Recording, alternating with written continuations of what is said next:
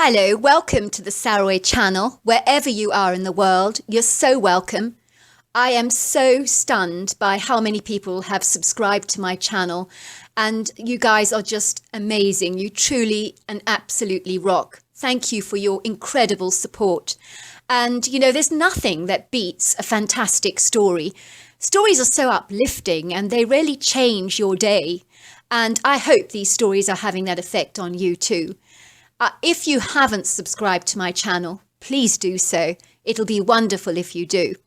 Tonight's story is actually a confession from a dying woman who tells her daughter, well, I think she tells her niece, she tells her in her golden hour, which is a time that often happens when you die. There's a golden hour where you can actually appear quite lucid and even eat. And that is the time when it's a very good time to say goodbye to your loved one. So let's get on with the story. I know you're going to enjoy it. Dear Sarah, my name is Althea and I'm from Tennessee. But the story I'm going to tell you about Bigfoot did not happen to me personally, I'm sorry to say, because I truly wish it had, because it is quite a remarkable story to tell, and I feel privileged in doing so. It is my grandmother's amazing testimony, but sadly she's not here to tell her story, but I'm sure she would be very happy for me to share it with you and your listeners. It all began in the July of 2018, when my grandmother went into hospital for a slight medical procedure, and after several tests they discovered that she had a very aggressive form of bladder cancer, and she was informed that she did not have very long to live. It was devastating news. As you can imagine, I was completely mortified because I adored my grandmother, and I'd always believed that she would have been around for us forever, and I never envisaged a day when that was no longer the case. Even though my grandmother was 89 years old at the time of her diagnosis, she did not feel that she was ready to go, and she did confide in me that she was very afraid to die. She had never been religious because she found it hard to believe in a God, and I think she felt that when you died, that you just ceased to exist. I would visit my grandmother often in the hospital where she wanted to stay for her final days, because when she was in pain she was treated with morphine, which really helped ease her suffering and provide immediate relief, which she might not have got at home. There were days when my grandmother had a great appetite and seemed very upbeat, and then there were days that she barely responded when I came into the room, and I could tell in those times that she really was suffering the harrowing effects of this ghastly disease. I was glad that this kind of cancer would take her quickly, because I did not want this disease to be drawn out, nor did I want it to be painful for her either. One day when I arrived at the hospital, the nurse told me that my grandmother was experiencing a golden hour, something I'd never heard of before. This is a period of time before death when a patient has great lucidity and appears to almost be getting better. The nurse described it to me as a gift before death, when all things that need to be said are expressed and shared with the dying patient. This period of lucidity before death, including a sudden desire to often eat, after days of abstinence from food, was a common phenomenon among dying patients. Do not waste this opportunity, the nurse told me. Have a long chat with your grandmother and use this precious moment to say your goodbyes, because she won't be around for very much longer. I thanked the nurse and entered the room. My gran was sitting propped up against her pillows and had a broad smile on her face, and she really looked extremely lucid and surprisingly well. There was even a pinkish glow to her cheeks, and she had already tucked into a hearty breakfast that morning, according to the nurse, after having abstained from food for a very long time. "Hello, sweetheart," she said. "Come and sit next to your grandmother." She was gesturing me to sit at the side of her bed, and she took my hand in hers and squeezed it tightly. Her grip was amazingly strong for someone as weak as she was. "How are you feeling, Gran?" I asked. "I feel wonderful," she told me. "I had a visitation from your grandfather last night," she said. "He was sitting in that chair over there, and he said he was coming to collect me tomorrow night." "You actually saw him?" I asked in surprise. "Oh, yes, I did," said my gran. "And he looked so incredibly handsome, like he was when he was much younger." "So are you still scared of dying?" I asked her. "Not any more, because your grandfather reassured me that where he's taking me is much more beautiful than here, with colours that you don't get in this world. He said the afterlife was a wonderful place and I need not be afraid because I was going to love it there. Wow, I said. I'm so pleased for you, Gran. And I really was, because I knew how terrified my Gran had been of dying. In that golden hour, which for us was several hours of chatting, which was very fortunate because sometimes golden hours only last an hour or so, but ours was infinitely longer. My Gran and I talked about loads and loads of things. I then asked her if she had any secrets that she was willing to share with me before she died. I do not even know why I asked her such a strange question, but I did. Maybe the story was just meant to be told. Well, there is one thing, she said, and this is the story she told me in her own words on her deathbed. Something she told me she had never ever shared with anyone before, because it would sound so crazy to most people, and she had not wanted people to think that she was off her rocker or extremely mad. Now that she was dying, she didn't care anymore about sharing her secret, and on the contrary, I think she was glad to reveal it to me and finally get it off her chest. This was her story she told me in her own words, and it is one amazing story. I was 12 at the time, living at home with my brother Neville and my father and mother. We did not have a lot of money in those days, and things were very tough for us financially, but we had a really good and wonderful life. We lived on the left-hand side of a dirt road in a very basic small house with a large garden, but the area where we lived was densely forested, and these forests went out forever, because things were a lot less built up in those days, so there were a lot of forests everywhere. Neville was only a year older than I was at the time, but we were inseparable as kids and did everything together. We would spend our time playing in the woods. We would walk down the wide dirt road outside our home towards the bridge at the end of the road. The bridge was made up of wooden rafters, and it covered a large gushing stream, and we could climb down the rocking embankment which flattened at the bottom where the stream was. The stream ran right through the woods, and there was a beautiful clearing there, where Neville and I would sit on the smooth rocks surrounding the stream, where we would watch the wildlife. We would see deers and rabbits and rats and squirrels and chipmunks, you name it. There was a lot of activity in those woods, and we loved it there. One day we heard a whistling sound coming towards the clearing, and we thought it was Mr. Meyer, who was an obnoxious old man that everyone loved to hate in the local town, because nothing was ever good enough for him. One of the waitresses at the local diner in town said that he threw the cooked breakfast she had served him on the floor because it was 2 minutes late, and he was so furious about the delay that he called her a stupid cow for being so slow in her service. If he was walking down the road, people would invariably cross over to the other side because they didn't want to cross paths with him, because they knew he would make some kind of sarcastic and mean comment. He was not afraid of being rude and saying exactly what he thought, even if it was to offend people, and believe me, he did so all the time. Some of the things he said are not repeatable to sensitive ears like yours. He told one old lady that her poofed-up hairstyle made her look like a poodle, and he even told the local doctor, who had a rather rounded belly, that someone who looked like they were 9 months pregnant should not be doling out medical advice. One mother said that Mr. Meyer had peered at her newborn baby in the pram when she was walking down the high street and said, "My goodness, she's hideously ugly. Let's hope she improves with age and doesn't end up looking like you." The poor woman was utterly mortified by Mr. Meyer's unkind words. Then there was the time he told my mother once, when she was wearing a brand new green outfit with a red fringe framing its edges, that she looked exactly like a parrot. My mother said to him, "Good, I like parrots," and he replied, "They are very annoying, squawky birds." We knew Mr. Meyer frequented the clearing in the woods next to the stream a lot, and we had encountered him a few times there before, and he would always tell us to bog off as if he owned the place. Neville and I decided to hide behind some bushy shrubbery, and sure enough, there was Mr. Meyer whistling to himself. I remember he was wearing a white Panama hat with a dark band around the middle, and he was carrying a newspaper and a flask of coffee in his hands. He sat on one of the big flat boulders and opened up a large newspaper and proceeded to read it. And then after a while he lay down on the smoothly rocky outcrop with his newspaper in his hands and then fell fast asleep.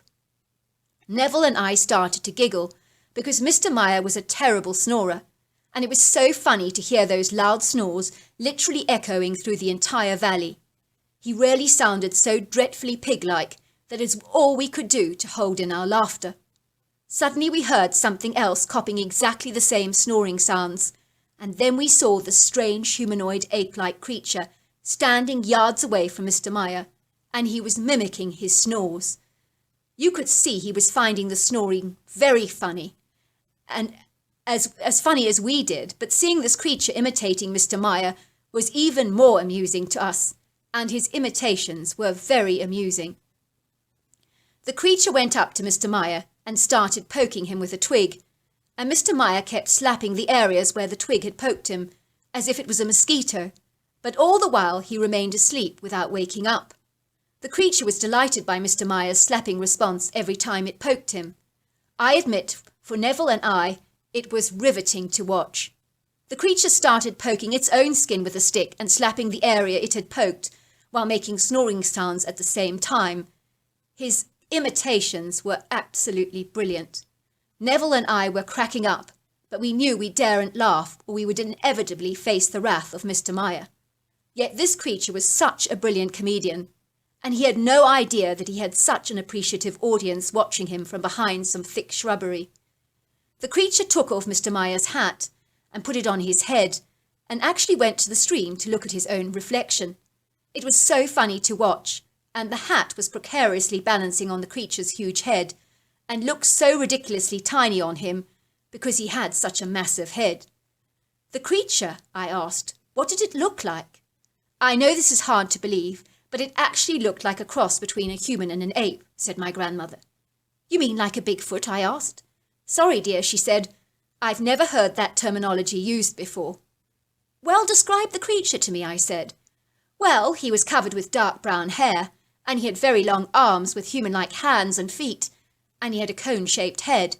How big was he? I asked. Oh, he was about 5 foot and 500 pounds, and I would say 4 feet in width. He was big, muscular, athletic, and very agile. What about the face? Did it look like an ape? I asked. You could say that it did, but it also had a distinct humanness to it as well. The face was very long and it had a very distinct brow ridge, and the eyes were deep set and dark, and the black nose was very flat, and the mouth was extremely thin. Well, Gran, I said, I do believe you actually saw a Bigfoot. And you had the kind of encounter that most people in North America would just dream of. You were exceedingly lucky. You mean this creature has actually been acknowledged by science, said my Gran. You do surprise me. No, it's not being acknowledged by science yet, Gran, but there have been many sightings of these creatures over the years, although most people don't believe they're true. And more recently, there have been programs dedicated to finding the creature. Anyway, go on with your story, it's fascinating. Well, the creature put the hat back on Mr. Meyer's head, and then the movement created by this action roused the sleeping Mr. Meyer, who looked up in total horror at this hairy ape-like humanoid staring down at him, and he started to scream with terror. He was so frightened. It was so funny for us to see what he was doing, because we did not like Mr. Meyer, and this seemed like payback to us. He jumped up from his seated position and ran away screaming so loudly, and his Panama hat fell off his head and blew away into the slight wind, and finally fell in the water, and we watched it floating down the stream. Once Mr. Meyer had gone, we could still hear him screaming in the distance, and the hairy creature jumped in the stream to retrieve the Panama hat, and he put it on his head, grunting with delight, but it was continuously falling off him because his head was so large. So then I think he decided to use it for something else and not to wear. Neville and I remained in hiding, not because we were afraid of the creature, but because he was so funny to watch. The creature started to paddle in the lake and seemed to be gathering pebbles, but he was very selective about the pebbles he was choosing, and some of them he threw back into the water because he didn't like them, and the ones he liked he put into the Panama hat. I think he was looking for smooth pebbles, judging by the way he was feeling them with his fingers and deciding whether to keep them or not. We then heard this loud whooping sound in the forest, and the creature returned the call, mimicking exactly the same sound. It was definitely a primate sound. We watched the creature gliding into the woods on his long legs, and he was exceedingly agile, And he was very fast. I would say that one stride was about 5 of our feet. I think he was going to the creature that was calling him. Well, at least that's the impression I got. The next day it was all over the town that Mr. Meyer had encountered a gorilla in the woods, and he wanted something done about it, but no one was taking him seriously. He was furious that no one was listening to him, so he stormed off to the papers and asked them to write an article about the creature that he had seen. It was an ape, he told them, and I'm very lucky to be alive. Why is no one taking me seriously? There is a dangerous predator in the woods by the bridge, and it needs to be taken care of before someone is killed by this hideous thing. And did they, I ask? Did they take him seriously, I mean? Not on your Nelly, said my grandmother. They thought he'd lost his marbles, and everyone was laughing at him behind his back and whispering to each other and giggling when he walked down the high street. He would march down the street telling everyone that they were a bunch of idiots and that they would have egg on their faces very, very soon. So what happened next? He said that if no one was going to listen to him, he would kill the thing himself, and he meant it. Neville and I were absolutely terrified that he was going to kill the hairy humanoid because we had warmed to him so much, and we did not believe it to be dangerous. If it had wanted to harm Mr. Meyer, it would have easily ended things for him while he was asleep. Instead, the creature just played with the sleeping man and mimicked him. We knew he was a gentle creature with a wonderful sense of humour. Neville and I were so terrified that Mr. Meyer would go through with his threats, and we wanted to stop him, so we followed him to the woods one day when he was carrying his hunting rifle, and we kept a safe distance behind him. I'm amazed he did not see you, I said. So am I, said my grandmother. I think Mr. Meyer was so filled with rage and was so focused on killing the creature that he never noticed us following him. What happened, I asked. Well, he did hide for a long while behind a large cedar tree, and then he got tired of standing there for so long, so he decided to sit on the rock in the clearing beside the stream and waited for the creature with his rifle in his hand and a thermos of coffee, which he drank while he sat there for a long time until the sun started to finally set over the valley.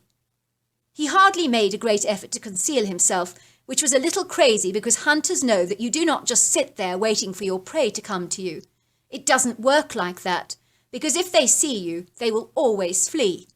I believe Mr. Meyer had never hunted a day in his life, and I doubt he even knew how to use his rifle. Did he see the creature that day, I asked. No, thankfully the creature never came to the clearing, and so finally Mr. Meyer left, but we knew he'd be back the next day, so we hatched a plan. Go on, I said. Well, we had exactly the same thermos flask at home that Mr. Meyer used, and we also knew that he drank plain black coffee without any sugar and milk. So we made up a flask for him, but we crushed one of my mother's sleeping tablets and put it into the coffee because those things work very fast. Anyway, the next day when Mr. Meyer was at the clearing, he did not even bother to hide this time. He really was a lazy hunter. Neville went to the opposite bank and started throwing pebbles at Mr. Meyer's direction as a form of distraction. And he got so excited because I think he thought it was the creature, and so he started holding his rifle in his hands, waiting to shoot. His hands were trembling and he was shaking like a leaf. I took that opportunity while he was completely distracted to tiptoe towards his coffee flask that was perched on the rock and replace it with the flask that we had made with the crushed sleeping tablet inside. Neville stopped throwing pebbles, and then Mr. Meyer sat down on the rock, looking bitterly disappointed and exceedingly grumpy. We even heard him muttering under his breath, "You stupid ape, wait till I get you." He was really hoping to get a sighting of the creature because he was determined to kill the thing and show the smug townsfolk that he had indeed killed a gorilla in the wooded clearing and that he was not completely off his head. He then began to drink the coffee, and it worked immediately like a charm. Within minutes he had fallen asleep and was snoring loudly. Wasting no time, Neville and I went and emptied his rifle, removing all the bullets and taking away all the extra shells that he was carrying. Suddenly we saw the comical creature approaching Mr. Meyer again, and he seemed terribly pleased to see him, almost like he was greeting a long-lost friend. I think he loved imitating the man's snore. By this time, of course, we were hiding while we were watching all this. Once again, he removed Mr. Meyer's other Panama hat and put it on his head. He then started poking Mr. Meyer with the twig and imitating the man's snores. After a while he noticed the gun lying limply in Mr. Meyer's hands, and he reached for the gun and was playing with it like a Rubik's cube, and studying it very curiously and closely, and even pressing the trigger over and over again. And while he did this, he was chattering excitedly to himself. I think he thought the rifle was absolutely fascinating and was an interesting kind of game.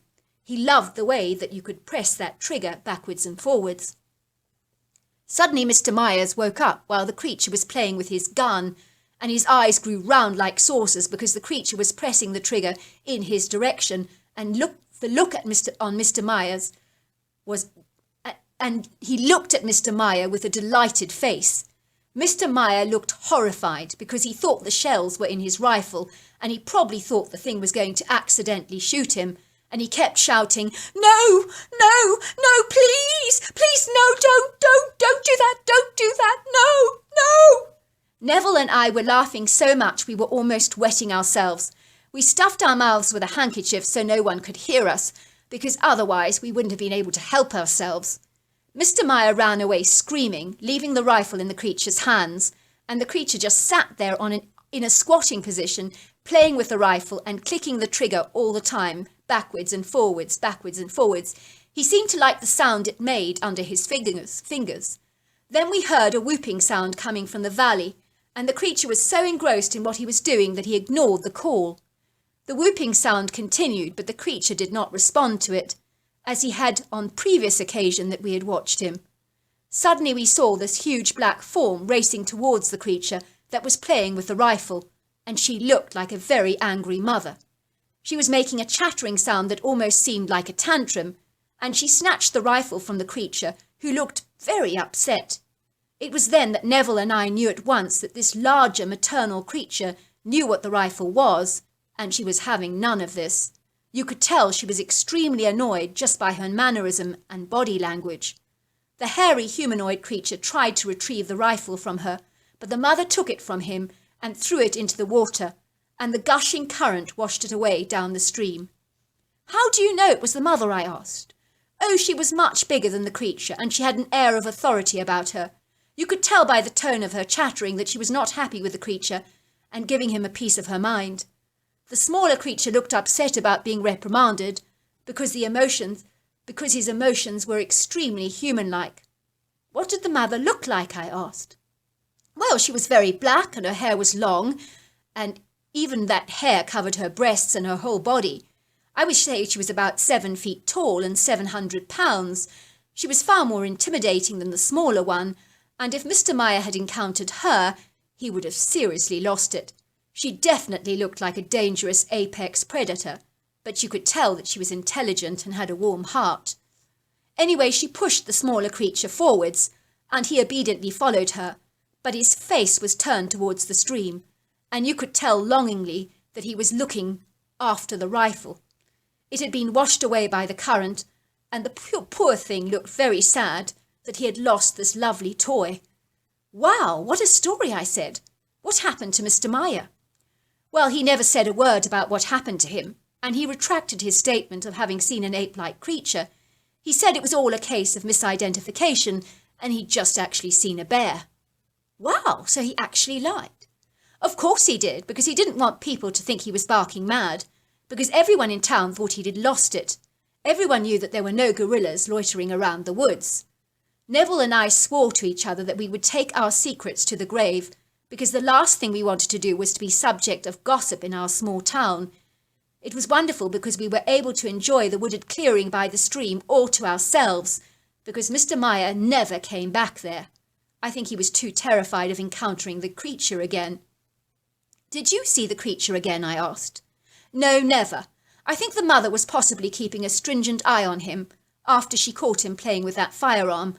I think she knew he was way too mischievous and curious for his own good, so she possibly was supervising him all the time. I imagine that must be what happened. The following night I was seated by my grandmother's bed.